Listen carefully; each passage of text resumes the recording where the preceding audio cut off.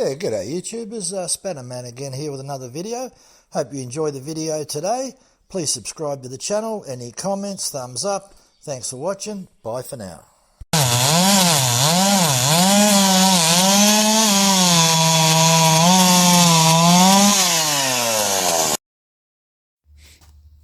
Yeah, g'day YouTubers, Spannerman again here with another video. Today we've got two saws in the workshop. MS380, which is fairly old, over a 17-year-old saw. And we got the MS311, 20-inch bar also. Both bars are still. This particular one has lost all its paint, so I just resprayed it. Done a bit of measurements just to see how much wear there was between this one and the Farm Boss, which is only about 3 years old. So we're talking well over 12 years old for this particular bar here. And surprisingly enough, the width of the bar has lost about 1 millimetre. So the Farm Boss is about 1 millimetre wider in most spots. The other thing is the drive link on a 3/8 chain. So this is standard 3/8 chain. Is generally your drive link's about 5.6 millimetres in length. A new bar has roughly got a depth of about 8 millimetres. So on this here, this is down about 7 millimetres, and the Farm Boss is down about 7.5. So we've lost about a 0.5 mil off this one, and we've lost 1 millimetre off this one. So that's fairly normal, and there's still plenty of life left in it. So if we've still got 7 mil left and the drive link's 5.6, we've still got plenty either side. Now the other thing is also to check, and I did that with the feeler gauges, how the width. So if we measure a brand new drive link, it came into about, 1.65 millimetres, the width of the drive link using the vernier.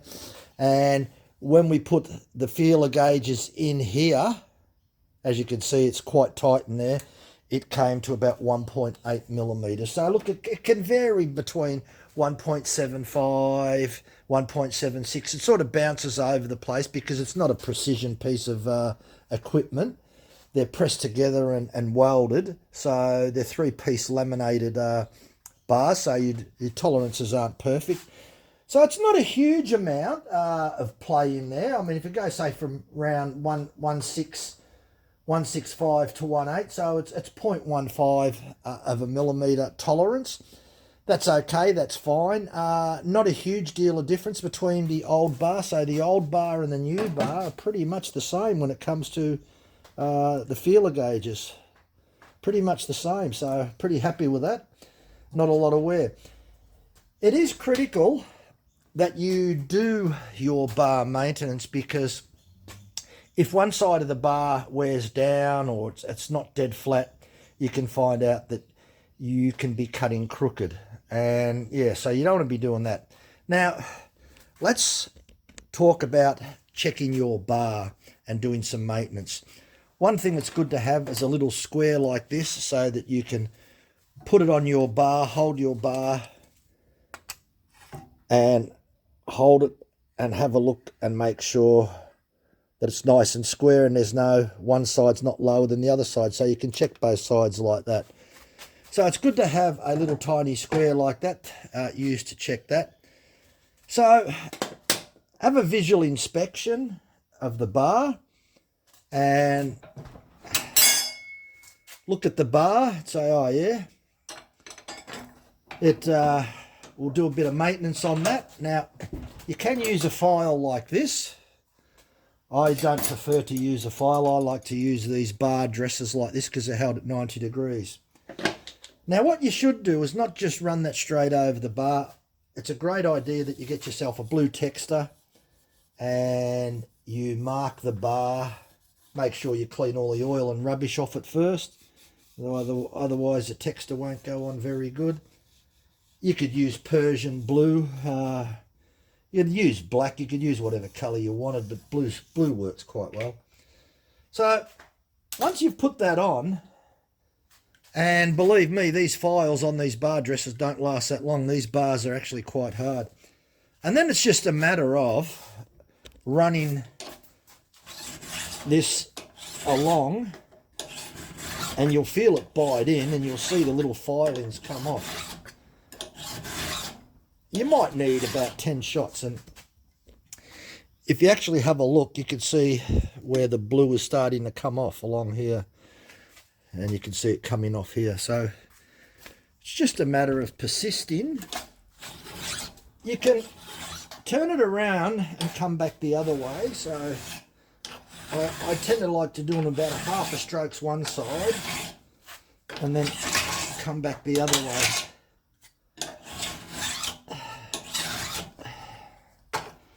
Going the wrong way there for a minute. So now that looks like it's pretty good, and it's a good idea that when you finish that you clean the bar out, get rid of those filings.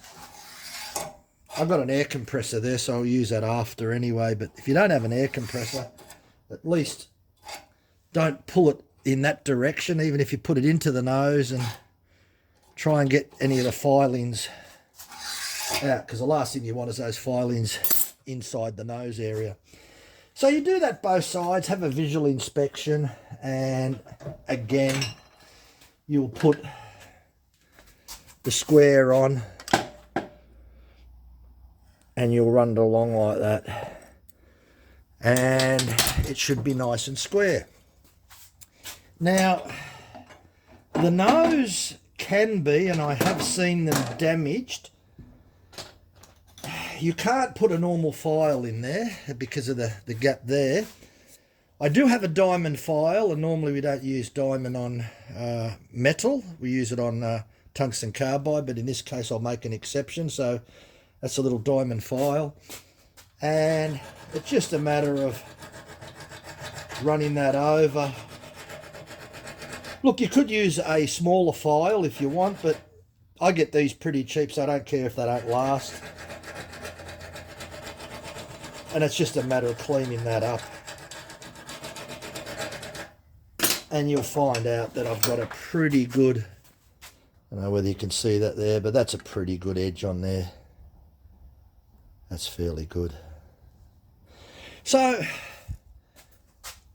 all as we've managed to do is to keep this bar in very good condition. So it's just a matter of turning it over on the other side, doing the same thing, putting the blue texture on there, running the bar dresser over, checking for straightness, and the last thing that you may want to do, if you just want to keep a record of it, you can use, as I said, your feeler gauges just to check the bar gap, which is fairly important. So if you do that simple maintenance like that, you can find out that you'll get many, many years out of your bar. And as I said before, I would rather turn the oil up on the high side for those chainsaws that have oil adjustment. I'd prefer to turn it up on the high side. Some people turn around and say too much oil makes it more difficult to cut. I've never really noticed that to ever be a problem. I think you got more chance of doing more damage with less oil. So I'm the person that always runs the oil up on maximum. So the only other thing that you can do, bar maintenance, it can happen. You might find out that if you hold it and look down there, in some cases, that's dead straight, that bar. You might find out you can have a slight bend on it. If you've got a very, very slight bend, you can put it in the vise and bend it back into shape, provided that it's only a very, very slight bend. Anything more than that, you need to replace the bar. And this one's exactly the same, perfectly dead straight, not a problem.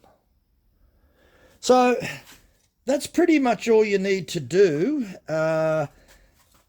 with bar maintenance. If you don't have one of these, they're not that expensive. You can get them from a lot of dealers. And the best part that I like about it is because this part sits up against the bar at 90 degrees. And if you do it one side and you do it the other side, you're pretty much guaranteed that it's going to remove the material in the highest point.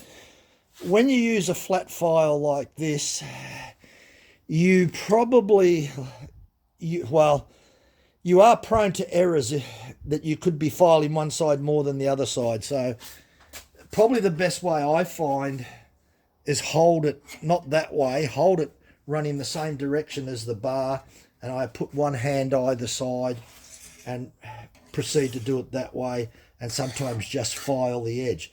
So if you don't want to spend the money on a bar dresser, that's okay. Just use a raker file or something similar. Look, I hope that helps.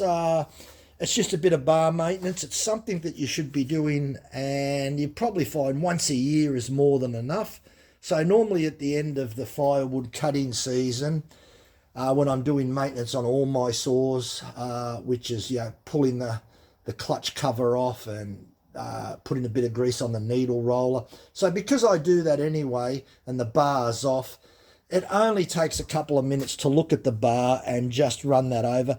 And when you run the file or the bar dresser over, it takes hardly anything off. You're not talking about taking a lot of metal off. Very, very little metal is being removed. And what you're finding out that it's only going to remove it from the high spots, not the low spots. And that's a good thing, because that means that the chain will be running flat on the surface all the way along and even around the nose bar. So the more that you look after the bar, the longer it will last you. Neglect the bar and you'll find out that you can have problems. The other thing that also happens, that a lot of people don't have their chains razor sharp. And if you don't have your chains razor sharp, a lot of people are pulling or pushing their saw, putting a lot of pressure on the bottom. If you're putting pressure on the bottom, it means that the drive links, the bar, are all wearing out at a much higher rate than it should. So to me, it's imperative that you always have very, very sharp chains. And the moment that you start to notice that they go from chips to a bit of sawdust, sharpen it up or swap the chain over. And every time, if you take the chain off, flip your bar, because a lot of people turn around and say, oh, I don't take the bar off much. I file the chainsaw on the job and I very rarely take the bar off. Well, if that's the case, all as that means that you're going to just wear the bottom of this and the top's going to get very little wear, which means that you're not going to get good longevity out of your bar. And as I said, this bar is just over 3 years old, done a lot of work, lost a 0.5 millimeter on both sides, roughly. It's lost about, it's lost overall a 0.5 millimeter. It was this one that lost a full millimeter, so it lost a 0.5 millimeter on both sides, whereas this lost 1/4 millimeter either side. So, yeah. And that's what I did. What I actually did, if you actually look at the bar, you'll notice that where it's spot welded, I put some blue texture marks. There's about 6 of them there. And I did the same on this one. And I measured the width of the bar and found out that this actual part wore the most. It doesn't mean that that's traditionally going to happen with all bars. Just with that particular bar, I wore it in that spot more than others. You might find out that, if you use the chain, it depends what sort of logs that you're cutting. If you use this part of the bar a lot, you might find out that this part's got more wear. So it really depends what you're cutting, how you're cutting, where the wear will come. And also, if you're cleaning the bar out properly every time you do maintenance, and whether you got your oil turned up to maximum or whether you got your oil turned down to minimum. So all these things add up. And probably the worst, another thing that can really wear your bar out, is a lot of people will hold their chainsaw, and we'll just see whether we can sort of demonstrate this. I'll hold their chainsaw like this, and they'll pull at the back on the handle. They'll pull on the back to put more force so that it cuts into the timber more. This is another quick way to wear out your bar, because we all do that to a certain extent, but if you're doing that and putting a lot of pressure on it, it means that your chain isn't really sharp. Because if your chain is really sharp, you don't need to put much pressure on it at all. Very, very little. Anyway, look, thanks for watching. Give us a thumbs up. I hope you enjoy this video. These videos that I make are always for the beginner. certainly the professionals out there don't need any experience in doing maintenance. Look, thanks for watching. Give us a thumbs up. Comments are always welcome. Bye for now.